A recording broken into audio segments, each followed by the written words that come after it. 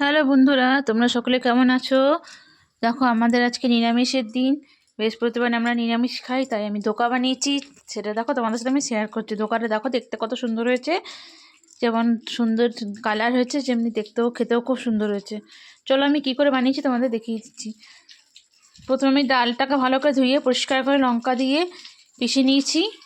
তারপর আমি এখানে কড়াইতে কালো জিরে দিয়েছি, মিষ্টি দিয়েছি, চিনি দিয়েছি, নুন হলুদ দিয়ে ডালটাকে ভালো মতো কষিয়ে দেখো একটা থালায় সুন্দর করে আমি সেট করার জন্য ঢেলে দিয়েছি। দিয়ে ডালটাকে আমি হাত দিয়ে সুন্দর করে চারিদিকে সেট করে দিচ্ছি। আর এই ধারগুলো যেহেতু হাত দিয়ে হচ্ছে না, তার জন্য আমি একটা খুন্তি দিয়ে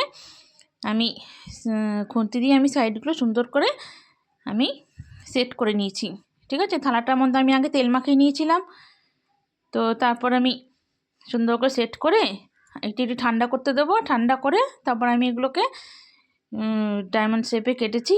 কেটে দেখো তেলে সুন্দর করে ভেজেছি। এগুলো আমি সব ধোকাগুলো এমনি করে ভেজে নিয়েছি, লাল লাল করে ভেজে আমি সব ধোকাগুলো তারপর নামিয়ে নিয়েছি।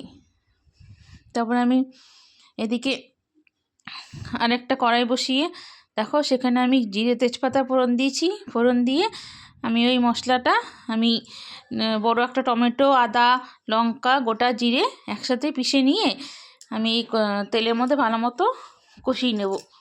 এই মশলাটা একটু অনেকক্ষণ টাইম নিয়ে কষাতে হবে। ঠিক আছে, আমি কষিয়ে নেব। তারপর আমি দেখো মাঝে মাঝে একটু জল দিয়ে একটুখানি আবার কষাবো। তারপর মধ্যে নুন হলুদ দিয়ে দিয়েছিলাম। তারপর আমি এখানে মশলাটা সুন্দর করে কষাবো যতক্ষণ না তেল ছাড়ছে। তেল ছেড়ে দিয়েছে দেখো। দিয়ে আমি এখানে জল দিলাম। জল দিয়ে একটুখানি অল্প একটু ফুটিয়ে আমি একটু জল দেবো। ঠিক আছে, এটা আমি জাস্ট কষাবার জন্য অল্প একটু জলটা দিয়েছিলাম। দিয়ে ভালো মতো তেল ছেড়ে গেলে আমি এটাকে ভালো মতো যতক্ষণ না তেল ছাড়ছে। এদিকে দেখো বড়াগুলো আমি ভেজে রেখেছি, সব তুলে নিয়েছি ভেজে। তারপর তোমরা যে যেমন শেপে কাটতে পারো, আমি ডায়মন্ড শেপে কেটেছি। তারপর আমি এদিকে আমি দেখো মশলাটা অনেকটা কষে গেছে, তেল ছেড়ে দিয়েছে। তো এবার আমি এখানে জল দিয়ে দেবো। ঠিক আছে, তো জল দিয়ে এটাকে আমি এখন টকবক করে ফোটাবো যতক্ষণ না ভালো মতো ফুটে উঠছে।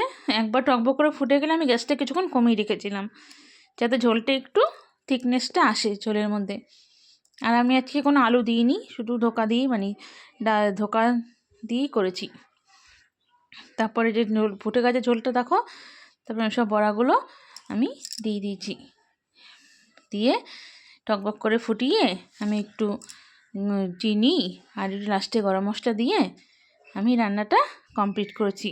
তোমাদের যদি এই ভিডিওটা ভালো লাগে তোমরা লাইক, কমেন্ট, শেয়ার অবশ্যই করো। আর যদি ইউটিউব থেকে দেখো তো একটা সাবস্ক্রাইব করে দিও।